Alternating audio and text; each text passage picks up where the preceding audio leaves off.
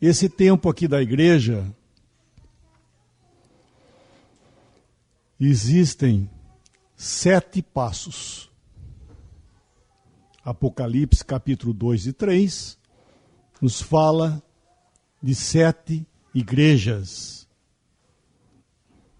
começando por Éfeso e terminando em Laodiceia. Essas 7 igrejas, João teve a revelação para que ele escrevesse 7 cartas, cada uma destinada às essas igrejas aí. Essas 7 igrejas, elas existiam na Ásia no tempo de João. Elas estavam ali, Éfeso, Esmirna, Laodiceia, Filadélfia, são 7 lugares, 7 localidades, que inclusive Paulo já havia escrito para Éfeso, né, que é a carta de Éfeso, e João estava sendo convidado a escrever para eles também, pelo Espírito Santo, convidados que eu digo, direcionado a escrever uma carta também para Éfeso, para Esmirna, para Pérgamo, para Laodiceia. Cada uma dessas cartas ele escreveu falando elogiando, né, louvando a atitude deles e também recriminando por algumas coisas. Ele escreveu para cada uma e mandou essas cartas para cada um que existia, essas assembleias que existia na época lá. Só que ao fazer isso, cada carta dessa escrita para as assembleias falava de um período de tempo no qual o testemunho do Senhor ia passar do começo até o fim. Cada uma delas tinha características do tempo que ia acontecer nessa dispensação. 7 passos. Começando por Éfeso e vai terminar em Laodiceia. Um tempo de completa ruína, onde o Senhor não está mais no meio da profissão cristã. Está fora dela. E, como disse, sinto muito de falar, por um lado, e feliz por outro lado, que nós chegamos ao fim desse tempo. Essa dispensação que nós estamos vivendo, nós chegamos no final desse tempo. Isso haveria necessidade, por assim dizer, de um estudo, né, das 7 igrejas para entender esse tempo aqui. Né? Seria necessário um estudo das 7 igrejas. Mas, adiantando, nós estamos vivendo nesses últimos dias. O tempo que nós estamos vivendo chama-se Laodiceia. É um tempo de indiferença e que existe orgulho que estão ricos, abastados, necessitamos de nada, e cego, miserável, pobre, nu, necessitando do Senhor. E ele fora, batendo a porta, aquele que ouvir a minha voz e abrir a sua porta, entrarei e cearei com ele. O que é isso? O Senhor fora, buscando individualmente cada um, para que abra, para que haja comunhão. Paulo, 2 Timóteo capítulo 2, ele fala assim: o Senhor conhece que são seus, os que lhe pertencem, né? E mais, aparte-se da iniquidade de todo aquele que profere o nome do Senhor, porque numa grande casa há vasos de honra e vasos de desonra. Uns, né, para a honra, outros para a desonra. Daí ele fala: aquele que a si mesmo se purificar destes, será vaso, um utensílio útil ao seu possuidor. Vamos ler esse versículo. 2 Timóteo 2, Dê os versículo 20 ao 22, por favor. Não, lê o 19, 20 até o 22. Todavia o fundamento de Deus fica firme, tendo este selo: o Senhor conhece os que são seus, e qualquer que profere o nome de Cristo, aparte-se da iniquidade. Ora, numa grande casa, não somente há vasos de ouro e de prata, mas também de pau e de barro, uns para honra, outros, porém, para desonra. De sorte que, se alguém se purificar dessas coisas, será vaso para honra, santificado e idôneo para uso do Senhor, e preparado para toda boa obra. Foge também dos desejos da mocidade e segue a justiça, a fé, a caridade e a paz com os que, com um coração puro, invocam o Senhor. Esse versículo 22, estes de coração puro aí que ele fala, na verdade não são os melhores. São melhores que os outros, não é isso. Ele está falando para se apartar, né? Aparte-se da iniquidade todo aquele que profere o nome do Senhor, para se limpar dos vasos que estão contaminados. Então esse 22 são aqueles que fizeram isso. É por isso que ele fala de coração puro, porque eles se purificaram desses erros. Então existe, graças a Deus, isso é assembleia, tá? Versículo 22 é assembleia na terra. É o lugar onde estão estes que se purificaram desses erros. E o que está havendo aí, na verdade, ele vem tratando de dividir bem a palavra de Deus, né, que ele vem tratando no versículo 15, e ele cita de Himeneu e Fileto aí. Quem que era Himeneu e Fileto? O que aconteceu com eles? Como é que é a história de Himeneu e Fileto? Quem sabe, hein? O que foi Himeneu e Fileto? Hein, Cheirinho? O que ele estava fazendo? Uma má doutrina. Trouxeram uma má doutrina. E esse Himeneu aí, ele já tinha sido advertido por Paulo. E ele foi tirado de comunhão, esse homem. E o que ele estava fazendo? Ele estava falando uma má doutrina. Ele com Fileto, falando uma má doutrina e levando muitos após si. Pervertendo a fé de muitos aí. Então, Paulo apenas diz: evita os falatórios inúteis. Por quê? Porque o Senhor conhece que são seus. Aparte-se desses homens, aparte dos vasos de desonra. Esse é o princípio para nós, irmão. Nós chegamos num tempo que a Assembleia, logicamente, ela tem que julgar as coisas e botar para fora, inclusive, má doutrina, pecado moral. Ela é obrigada a fazer isso, por assim dizer. Mas quanto àqueles que já estão fora e proferem má doutrina, coisa e tal, pertence a nós julgar? Não. O Senhor é que conhece. O que temos que fazer é apartar da iniquidade e estar com os que de coração puro invocam o nome do Senhor. Isso o que é? É ouvir o Senhor batendo a porta e chamando fora desse sistema. O dia que o Senhor voltar, vou falar um negócio agora triste para vocês. Para vocês, triste para o mundo, né? Para nós.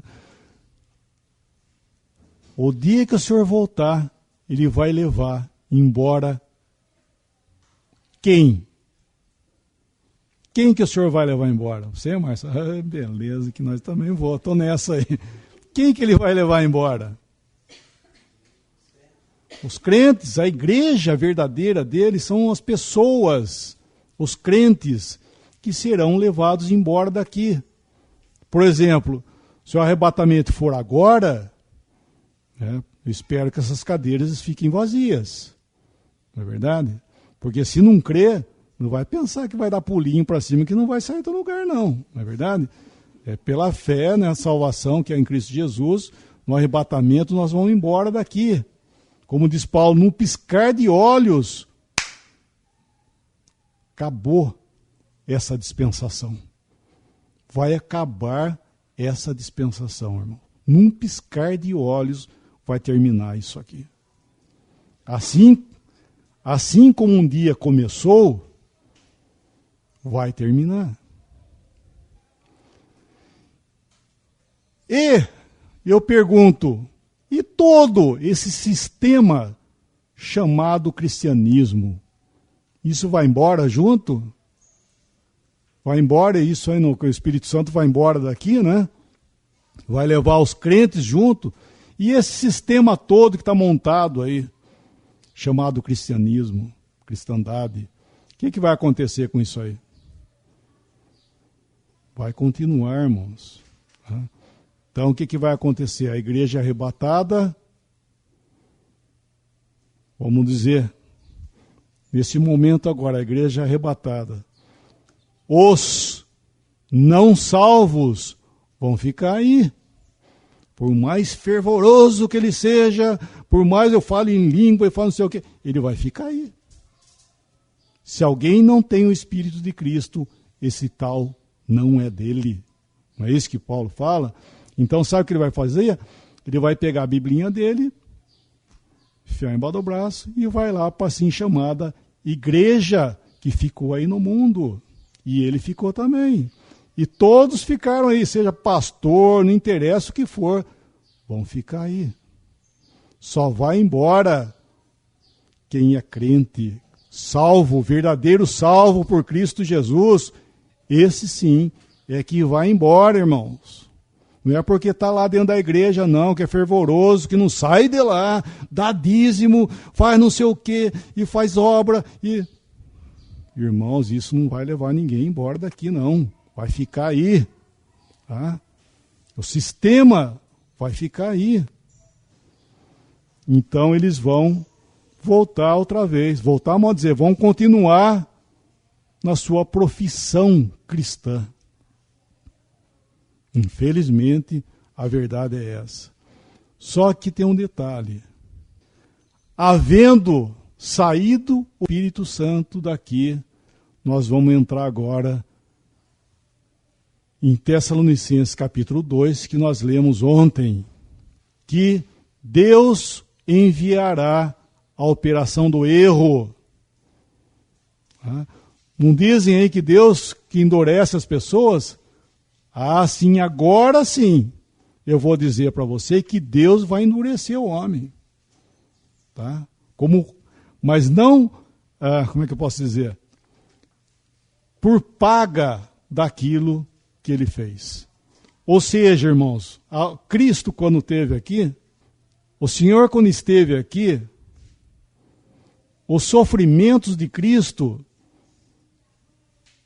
tem dois aspectos. Ele sofreu debaixo das mãos dos homens, por causa da justiça. Resultado disso, juízo para o homem. O outro sofrimento de Cristo foi debaixo da mão de Deus.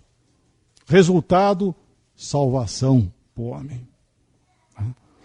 Então, esse caráter aqui desse tempo do Evangelho sendo pregado, Deus suportando, nós vamos usar agora para o nosso tempo aqui, Deus suportou com muita longanimidade o homem nesse tempo. Não é isso que ele fala lá em Romanos?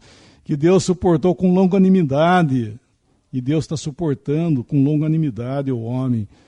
Mas vai chegar um momento, quando a igreja sair, Deus enviará a operação do erro para que creiam a mentira todos aqueles que não receberam o amor da verdade para se salvarem. Então aí eu posso dizer para você, Deus vai endurecer o homem? Agora vai. Por quê? É juízo, irmãos. Juízo de Deus por rejeitarem o amor da verdade para se salvarem. Mesmo os irmãos que professam crer na obra de Cristo na cruz, mas estão envolvidos no sistema, isso anula, por exemplo, por ele crer na obra, mas está no sistema, anula isso, porque Não é que anula, irmão. Ele está perguntando se aqueles que estão dentro do sistema religioso e creem no Senhor Jesus, eles vão embora também, nesse mesmo dia. Tá? O Senhor vai levar em graças a Deus. Por isso que a salvação é pela graça. Porque senão, irmãos, eu seria o primeiro a ficar. Então, o Senhor vai levar embora, graças a Ele vai levar embora todos os cristãos, os salvos. Estou falando, a igreja é composta por todos os salvos. Por isso que a Assembleia, quando reúne para partir o pão, no pão está expresso ali todos os crentes. Não importa onde eles estão. Eles fazem parte disso aqui. E quando o Senhor voltar, o Senhor vai levar embora todos esses salvos, graças a Deus. Só vai ficar nesse mundo aqui quem não é salvo.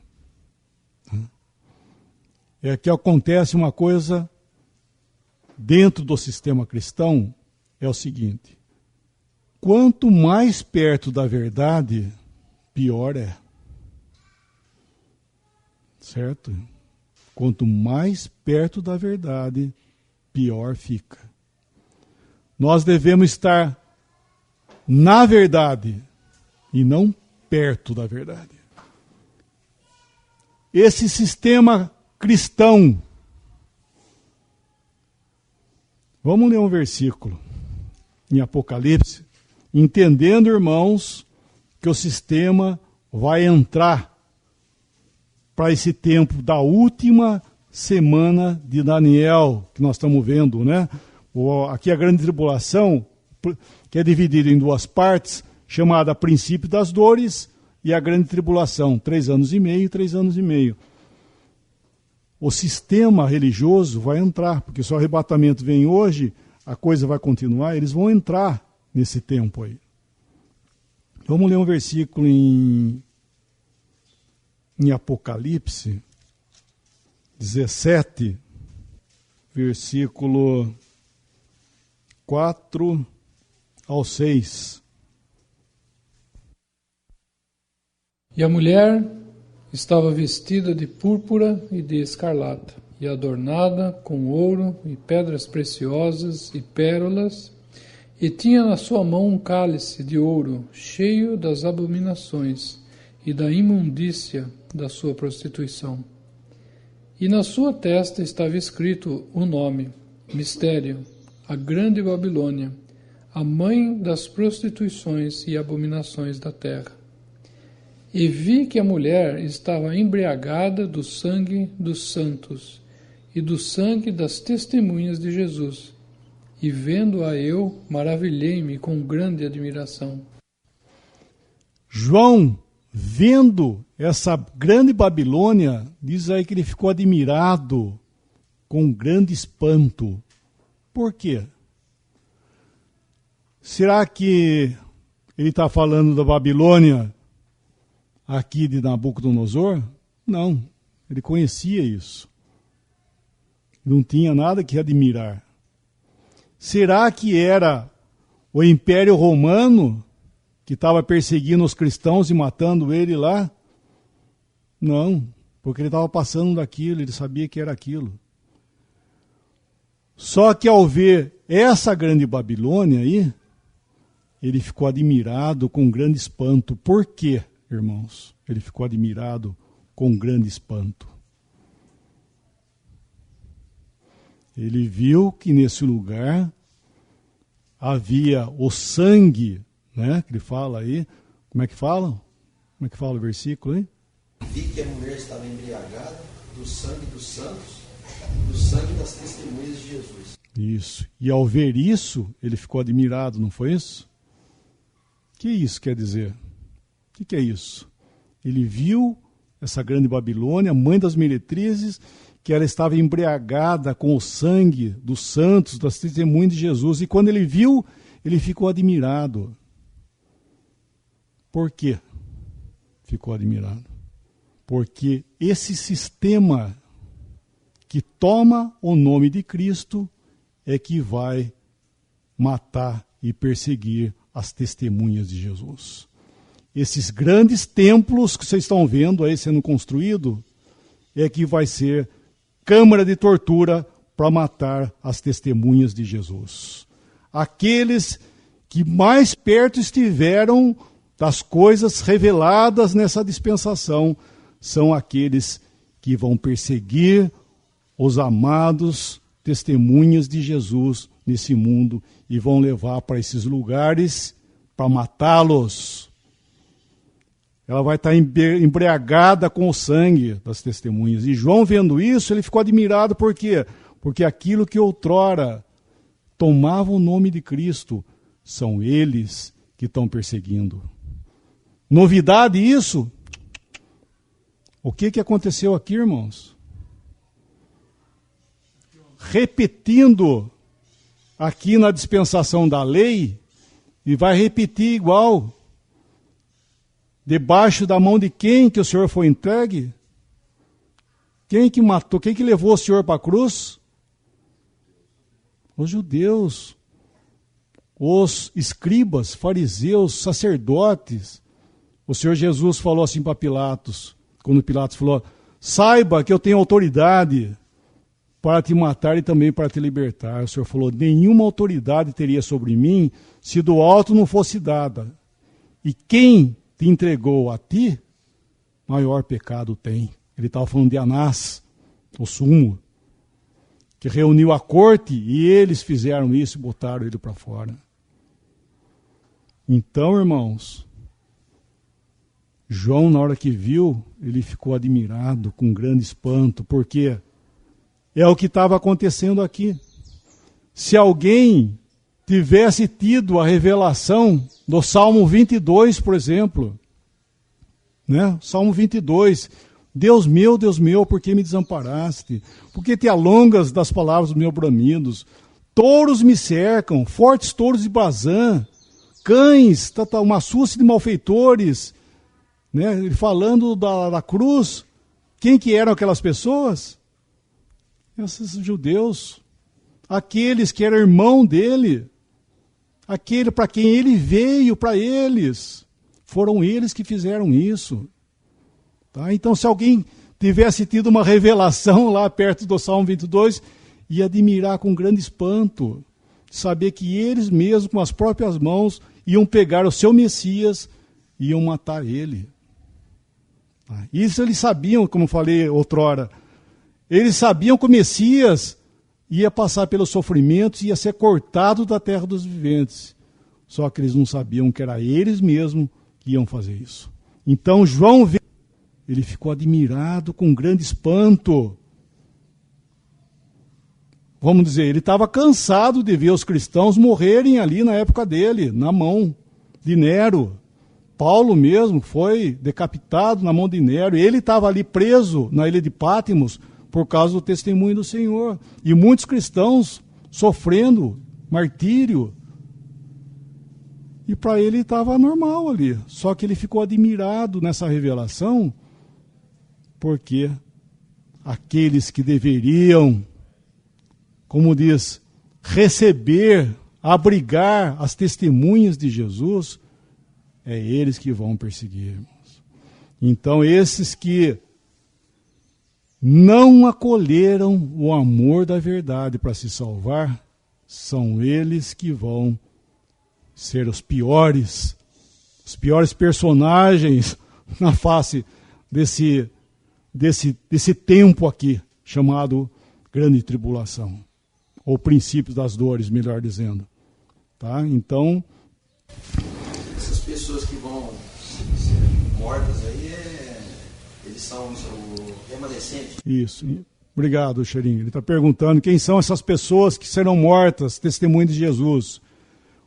Como nós estamos vendo, no dia do arrebatamento, todos os salvos vão embora. O Senhor levantará 144 mil para saírem dos judeus, do Israel. 144 mil que eles vão sair para pregar o evangelho do reino que tinha parado aqui na comissão, ide por todo o mundo e pregar o evangelho a toda criatura. O mesmo de João Batista. Isso, é mesmo João Batista. Vai fechar aqui. João Batista, quem ele era? Como é que foi dito que ele era quem? Tá, mas deram um nome para ele, inclusive. O nome de uma pessoa para ele. Elias. Mas, Senhor, não é necessário que Elias venha primeiro? Eu vos digo que Elias virá, e também que já veio, e fizeram com ele tudo o que quiseram. E então entenderam que falava de João Batista. Lembra dessa passagem? João Batista era Elias, mas ele diz, Elias certamente virá. Porque na hora que fechar aqui, eles virão também no caráter de Elias. Porque eles vão anunciar e preparar o caminho do Senhor para vir aqui no milênio. Esse tempo aqui dos 7 anos, que é a última semana que está faltando, não é isso? Na nossa leitura aqui. Na semana 69 será morto o Messias, tirado o Messias e destruída a cidade. E daí, como que era o versículo 27 lá mesmo? Vamos ler o versículo 27? Daniel 9, 27. Lê o 26 também, é bom, né? 26 e 27, por favor.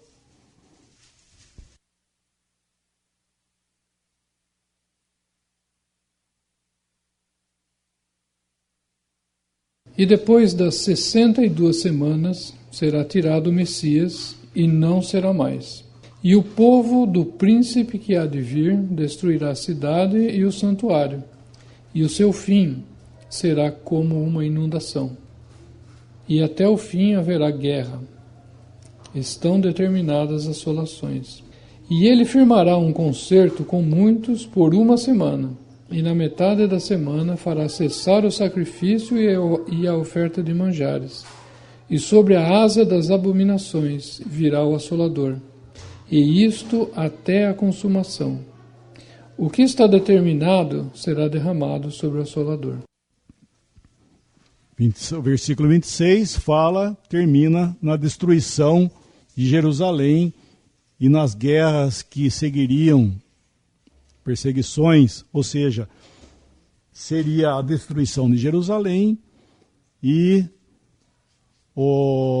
a dispersão dos judeus pelo mundo afora, que é o que aconteceu. Jerusalém hoje é o centro deles. Cadê o templo? Não tem templo. Eles estão aí, cada um canto, na sua incredulidade, ainda esperando o Messias, sendo que o Messias já veio. Então eles estão aí. No capítulo, e aqui fala, como é que fala o versículo 27 aí, no começo do versículo? Firmará um concerto com muitos por 1 semana. Ele firmará, né? Ele diz no versículo anterior que fala que o povo de um príncipe que há de vir destruirá a cidade e o santuário. Não é isso que fala? Quem são esses que fizeram isso aqui, destruir a cidade e o santuário? Quem são? Os romanos destruíram Jerusalém, o templo, a cidade, destruiu tudo. Só que daí no 27 ele fala que ele, não o povo, a pessoa, quem é essa pessoa? O príncipe desse povo firmará. Não é isso? Lê aí, por favor. E ele firmará um concerto com muitos por 1 semana. Isso. Ele firmará um concerto com muitos por 1 semana. Ou seja, a última semana de Daniel.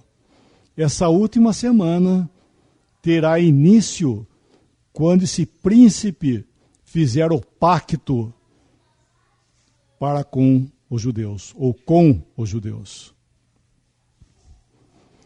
Hoje, os judeus que não têm lugar lá na Palestina, no sentido deles terem sua adoração, seu sistema todo, eles têm como guarda-costas Estados Unidos, que dá, desculpa eu dizer assim, uma falsa proteção para eles e não dá nada, na verdade, para eles. Estão aí parados e esse banho-maria que eles não conseguem nada.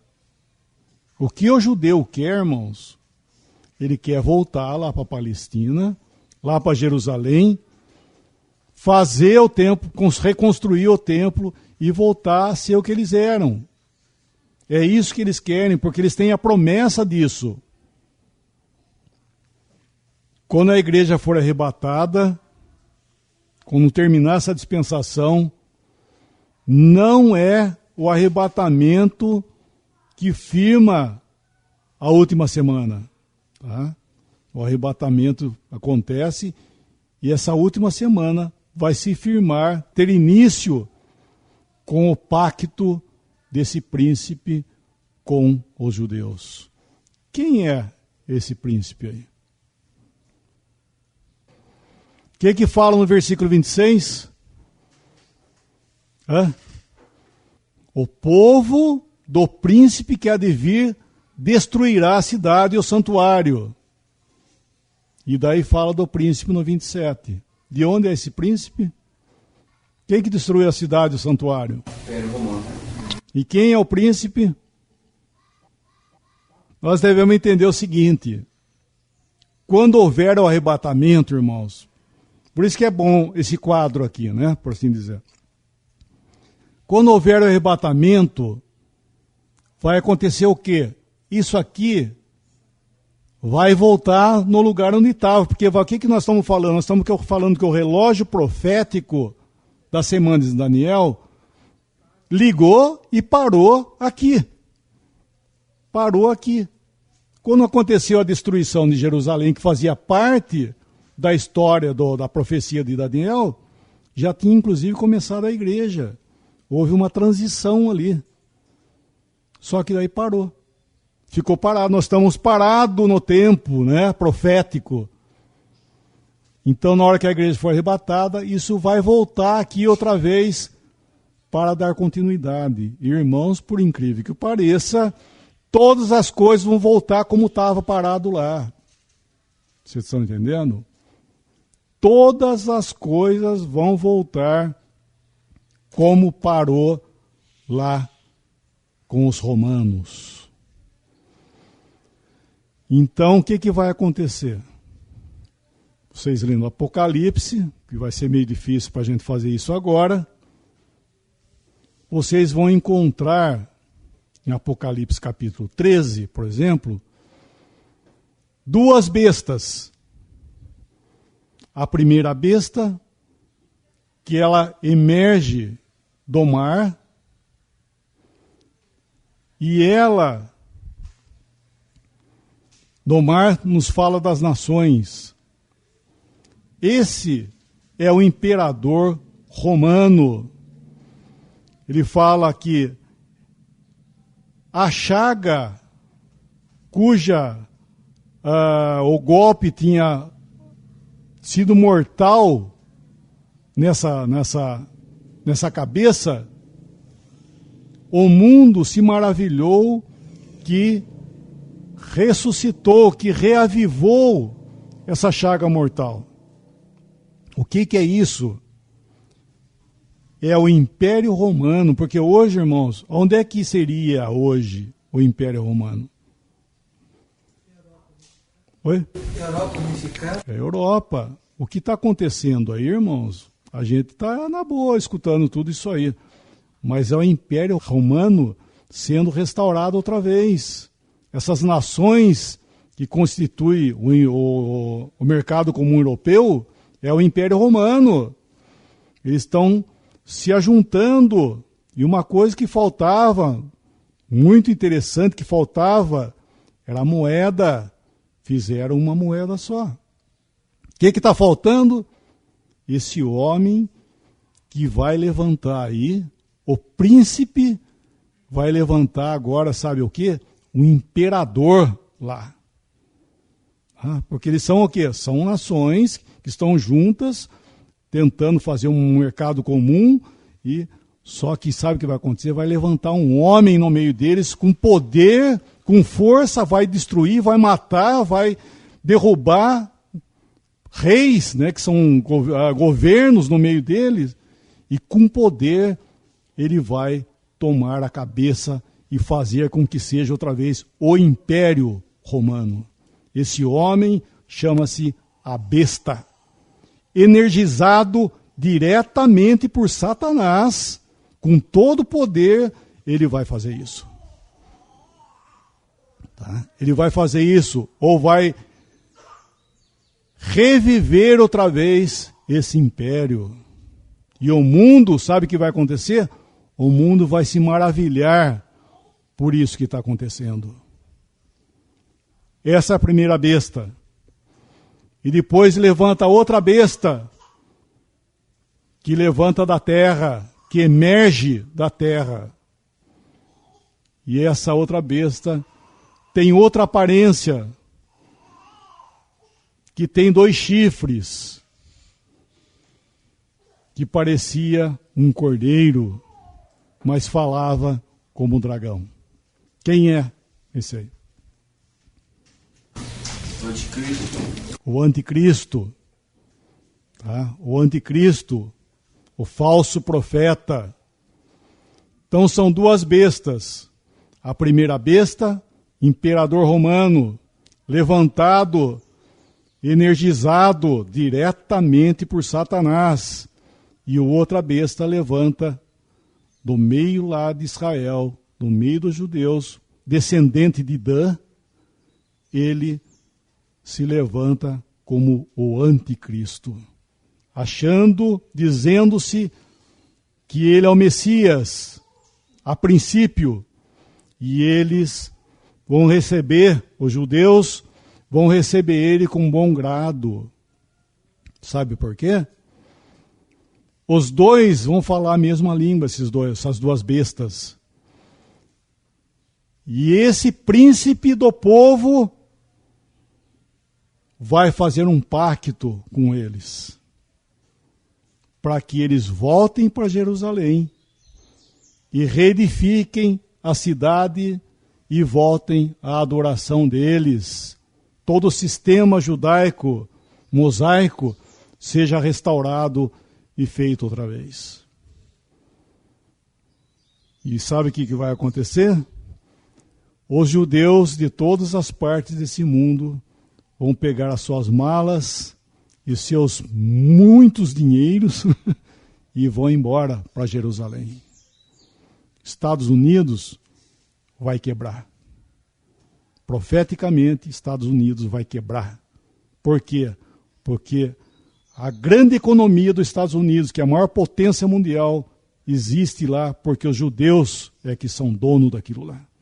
Eles vão pegar todos os seus bens e vão embora lá para a Judéia.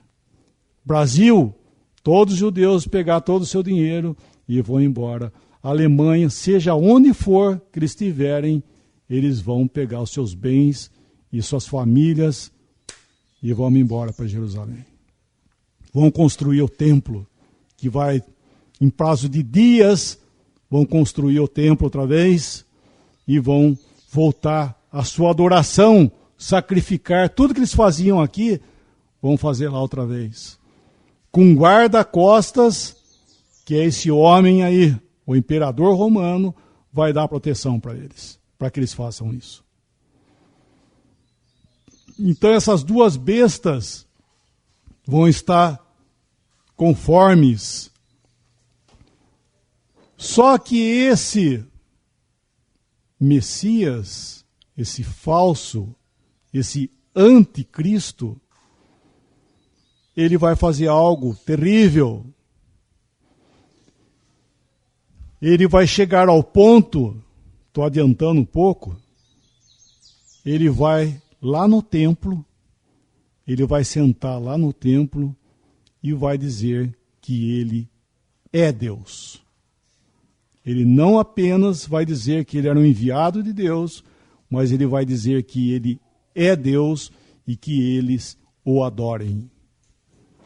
E ele é um homem, falando outra vez, diretamente energizado por Satanás. Esses dois homens, a besta, que é o príncipe romano, e a outra besta, que é o falso profeta, o anticristo, eles têm um diálogo direto com Satanás.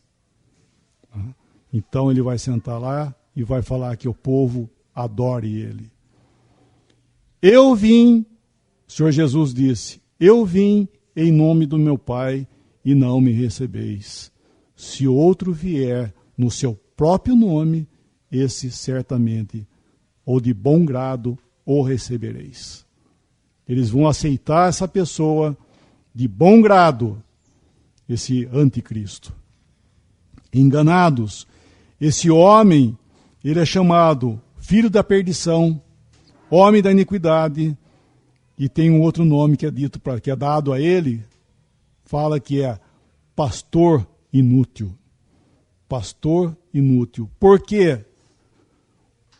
Porque na hora que chegar no meio desses 7 anos, como é que fala aí? Versículo 27. Ele firmará um concerto com muitos por uma semana. E na metade da semana fará cessar o sacrifício e a oferta. Sabe o que ele vai fazer? O imperador romano, ele vai fazer cessar o sacrifício e a oferta e vai colocar abaixo todo o sistema religioso. Porque até então a igreja está no meio disso. A igreja que eu digo, a falsa igreja, estão andando junto. Né? Como a grande Babilônia. Mercado junto, econômico, religioso, vão andando junto. Só que vai chegar aqui, o anticristo vai colocar abaixo toda a profissão de adoração, ele vai colocar abaixo para que adorem ele como Deus. Só que nesse meio tempo, a outra besta vai fazer cessar tudo isso aí. Por causa da economia, vai mandar derrubar tudo abaixo, todo o sistema. E sabe que o anticristo, ele é chamado de pastor inútil, sabe por quê? Porque nessa hora, em vez de ele proteger o povo, ele cai fora da jogada e deixa o povo à mercê desse sistema do romanismo. E daí começa assim chamada a grande tribulação. Daí começam os juízos de Deus sobre a terra. E uma coisa que vai acontecer aí, sabe o que é? É Apocalipse 7, né? Perdão, 7 não, 12, 7. Capítulo 12, versículo 7 até o 12. E houve batalha no céu, Miguel e os seus anjos batalhavam contra o dragão. E batalhava o dragão e os seus anjos. Mas não prevaleceram, nem mais o seu lugar se achou nos céus. E foi precipitado o grande dragão, a antiga serpente, chamada Diabo e Satanás, que engana todo o mundo. Ele foi precipitado na terra e os seus anjos foram lançados com ele. E ouvi uma grande voz no céu que dizia: agora chegada está a salvação, e a força e o reino do nosso Deus, e o poder do seu Cristo, porque já o acusador de nossos irmãos é derribado, o qual diante do nosso Deus os acusava de dia e de noite. E eles o venceram pelo sangue do Cordeiro e pela palavra do seu testemunho, e não amaram as suas vidas até a morte. Pelo que alegrai-vos, ó céus, e vós que nele habitais. Ai dos que habitam na terra e no mar, porque o diabo desceu a vós e tem grande ira, sabendo que já tem pouco tempo. Esse dia, duas coisas: alegria no céu, porque Satanás vai ser expulso do céu para nunca mais voltar lá. Porque ele está lá hoje, né? O acusador, como ele fala, o acusador de nossos irmãos que os acusa de dia e de noite. será expulso do céu para aqui, para a terra. E ele descendo aqui vai descer com grande ira. E outra coisa, sabendo que pouco tempo lhe resta. Porque Satanás sabe isso aqui que nós estamos falando. Só que ele sabe como o incrédulo sabe. Então, na hora que ele for lançado, ele sabe que pouco tempo lhe resta. E ele vai trazer uma grande aflição para esse mundo. Esses 7 anos, voltando aqui, seria juízo para os judeus que negaram o seu Salvador, melhor, que negaram o seu Messias. Como o tempo foi estendido lá, o mundo entra junto com eles nesse juízo. Por quê? Porque negaram o Senhor aqui também, nesse tempo da dispensação da graça. Negaram. Mano, essa queda no início de Satanás junto com seus anjos, foi de onde para onde? Se lá na frente ele vai cair, vocês... Então, aqui eles caíram, se rebelaram, mas eles permanecem lá nas regiões celestiais. Eles não, quer dizer, eles estão aqui fazendo o trabalho deles, mas o lugar que Satanás tem é lá no céu. Ele não sai de lá. Ele só sai, eu creio, né, que ele só vem para esse mundo quando tem esses grandes eventos da ONU e grandes confederações. Daí ele vem para manter a ordem que ele quer. Daí sim. Tá? Mas, fora isso, ele tem seus agentes, né, suas miríades de anjos que trabalham aqui nesse mundo. Só que ele está lá. Então ele vai ser expulso, logicamente, com todos os seus anjos. Ele não vai ter mais lugar lá no céu. Ele pode vir para a terra, voltar, só que agora não. Né? Agora ele vai ser, agora que eu digo lá, né? Ele vai ser expulso para nunca mais voltar. Porque logo o Senhor vem, depois de 3 anos e meio aqui, o Senhor vem, vai pegar ele e prender ele no abismo. Para que seja iniciado o milênio. O milênio, uma das características desse lugar é que o diabo vai estar preso. Ele não vai estar solto como ele está hoje aí, fazendo o que ele quer. Ele vai estar preso nesses 1000 anos, que é o milênio. E no final do milênio ele sai do abismo, mas não para voltar para o céu. Ele sai para a terra outra vez. Para corromper outra vez e fazer batalha contra o Cristo. Só que o Senhor vai lançar daí definitivamente ele para o lago de fogo. Ou seja, vai terminar aqui esse tempo chamado tempo. Vai acabar tempo. Né? Esse tempo, não vai ter mais tempo.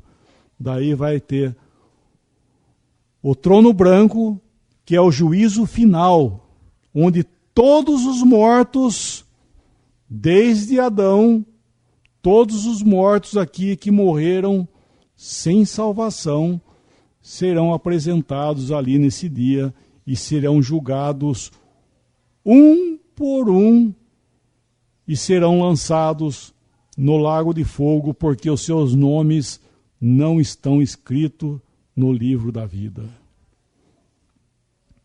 Esse último dia aqui, que o Velho Testamento conhecia, pertence somente aos perdidos. Eles viam como sendo a ressurreição do último dia, os bons e os maus, mas na verdade só vai ter perdidos. Tá? Esse dia só vai ter perdidos. Os salvos serão ressuscitados, cada um no seu tempo aqui. Começando, como eu disse, no dia do arrebatamento, os que morreram salvos, eles serão ressuscitados no dia do arrebatamento para ir embora desse lugar do Hades. O Hades vai ficar vazio, a parte dos salvos, vazio. E daí começa o quê? Grande tribulação, onde serão salvos, muitos serão salvos, e muitos serão mortos por causa do testemunho do Senhor. O que vai acontecer? O Senhor vai ressuscitar eles também. Eles vão fazer parte da primeira ressurreição. Por isso que é dito lá em Apocalipse, bendito aqueles que fazem parte da primeira ressurreição, porque a outra é chamada ressurreição para a condenação. Esses não são bem-aventurados que fizerem parte dessa ressurreição. Difícil, tem muita coisa. Mas o mundo, tá? Só um detalhe aqui, quando for levantado o Império Romano, o mundo, maravilhado do que vai acontecer, eles também vão se reunir em confederações. Eles vão se ajuntar em confederações. E essas confederações, China, por exemplo, será uma grande potência, né? Rússia, grande potência, e vão se ajuntar com outros países. Eles serão usados aqui para invadir Jerusalém, para destruí-los. Egito, todos eles também ali vão se ajuntar e vão começar a perseguição em cima dos judeus, para destruição lá em Jerusalém. Tá? Então serão confederações. Estou só abreviando. De aí é onde o Senhor vem. Por isso que ele é chamado o Senhor dos Exércitos. Porque logo na primeira invasão que eles recebem ali em Jerusalém, que é o rei do norte que vem para destruí-los, o Senhor vem já e aparece lá em Jerusalém. Primeira invasão é o rei do sul, né? Rei do sul? Ah, é verdade, perdão, obrigado. É o rei do sul que invade primeiro. E o Senhor vem e ele vai batalhar as batalhas agora. É o próprio Senhor que vai batalhar as batalhas em prol do seu povo. Vai se cumprir ali nesse tempo, bendito aquele que vem em nome do Senhor. Esse vai ser o bendito, vai ser ele mesmo, né? Que eles disseram aqui, bendito que vem em nome do Senhor. Vai se cumprir aqui, quando o Senhor vier para socorrê-los, porque eles estarão em grande angústia, em aperto, e vão clamar por socorro, e o Senhor se manifestará a eles, e eles vão estar com seus corações compungidos, arrependidos, e vão olhar, e olharão para mim e perguntarão, que marcas são essas em tuas mãos? São as marcas que eu fui ferido na casa dos meus amigos. Olharão para ele e prantearão como se pranteia por unigênito. Eles vão ter um coração arrependido e vão receber o Senhor como aqueles que realmente um dia ele foi morto na casa dos seus amigos. Foram eles que crucificaram.